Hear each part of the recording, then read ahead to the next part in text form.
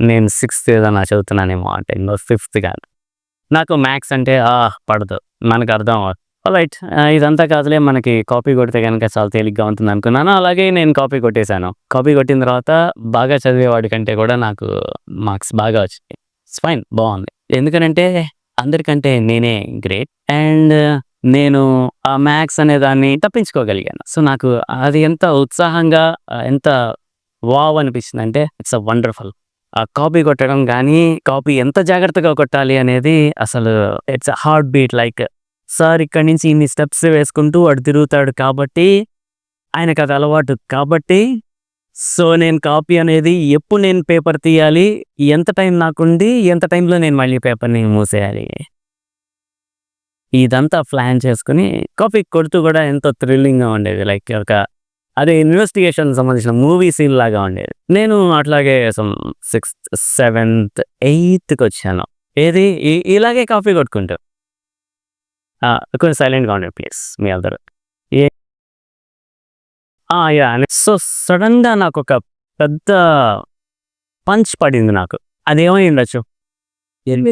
No. Of course దొరికాను. అది కూడా right. But ఎప్పుడంటే గనక నేను ఫిఫ్త్, సిక్స్త్ ఇలా కాపీ కొడుతూ ఉన్నాను. సో, మధ్యలో సార్‌లొచ్చి చూసారు. ఏయ్! అన్నారు కానీ పెద్దగా నన్నేం పట్టించుకోలేదు. కూపిరి పీల్చుకున్నా. అంటే దొంగ అని పోలీసు పట్టుకునేటప్పుడు దొంగ అనుకోకుండా తప్పించుకున్నాడనుకున్నాం. దొంగకి ఒక ఆనందం ఉంటుంది చూసారా? ఆ! బతికిపోయాను ఈ రోజుకనేది. I felt that.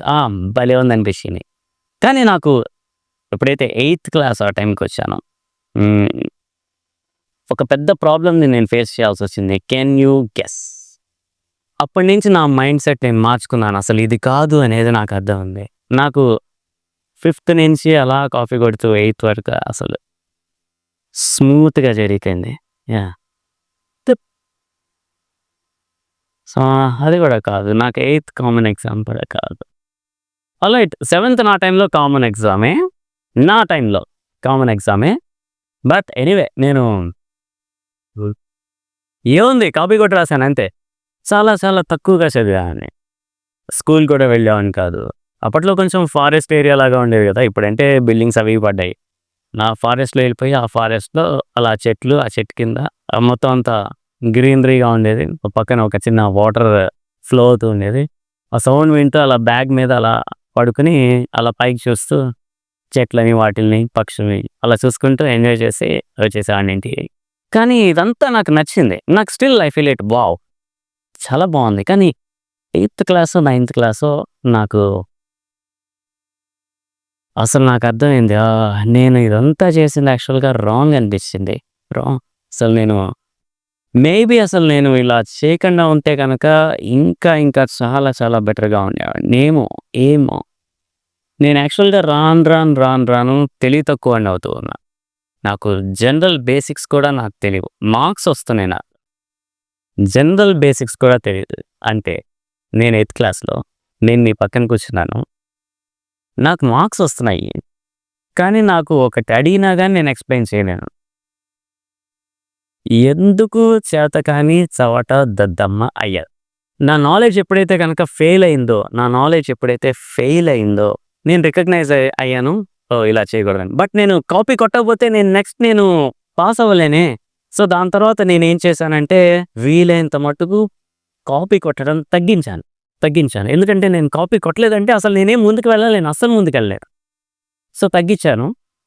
దాని తర్వాత నెమ్మదిగా కాపీ కొట్టడం తగ్గించాను. బట్ నా సంబంధించిన దాన్నేమంటారు ఐక్యూ లెవెల్స్ లైట్‌గా అప్పుడే స్టార్ట్ అయింది తప్పించి, నాకు అప్పటిదాకా నా ఐక్యూ లెవెల్స్ ఎలా ఉండేదంటే, నేను ఎయిత్ క్లాస్‌లో ఉన్నా సరే, ఒక ఫిఫ్త్ క్లాస్ వాడితో సమానం.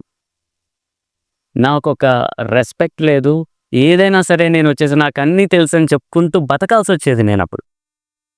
ఐ నో, నేను నీకు చెప్పను గానీ నాకది తెలుసులే అని చెప్పి ఫ్రెండ్స్‌తో గానీ, టీచర్స్‌తో గానీ అలా బతకాల్సొచ్చేది. ఇదంతా నేను బాగా ఆలోచించుకుంటే జస్ట్ నేనొక కాపీ కొట్టడానికి అలవాటైనందుకు నాకు ఇంత డ్యామేజ్ అయిందనేది నా పాయింట్. ఇదంతా నేను ఇంట్రొడక్షన్ ఇచ్చుకున్నాను కదా! సో, ఎవరన్నా మీకు తెలిసిన వాళ్ళు కాపీ కొడుతున్నారు అంటే గనక మీకంటే లోయర్ క్లాసెస్ ఉన్నవాళ్ళు కాపీ కొడుతుంటే గనక వాళ్ళకేదైనా వీలైతే గనక కాస్త మంచిగా ఏదన్నా చెప్పి చూడండి. ఎందుకనంటే నేనెందుకునో సర్దుకుని మళ్ళీ నేను కాస్త నాలెడ్జ్ వైపుకొచ్చాను. ఒకవేళ గనక వాళ్ళు దాకపోతే అది మనందరికీ ప్రాబ్లమ్. ఎలా అంటే అతనొక సాడిస్టో, క్రైమ్ చేసేవాడో అయ్యారనుకుందాం. చదువు అవ్వట్లేదు. ఏం చేయాలి?